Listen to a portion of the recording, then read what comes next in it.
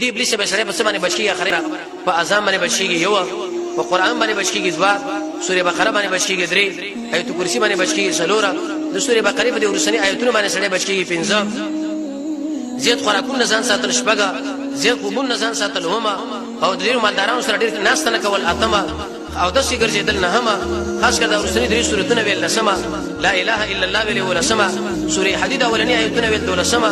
امنت بالله ویل در لسما لا حول ولا قوه الا بالله ویل سور لسما اعوذ بالله ویل چتر بلاړو تو کول درې کړ بن لسما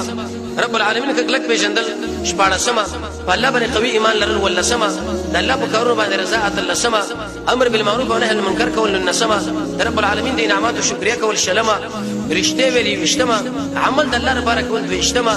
ګناه پر خودل درويشتما قران کریم کې تدبر چلی رښتما او نیک عملګری ځان انتخابول پنځه وشتما رب العالمین دې موږ تاسو د ابلیس نه وساتي او د محمد رسول الله ته به درې الله را نصیب کړي او د اسلام غازیان چې دنیا په کوم کونج کې الله رب العزت بالا اوچت کړي او د اسلام دشمنان رب العالمین ذلیل او رسوا کړي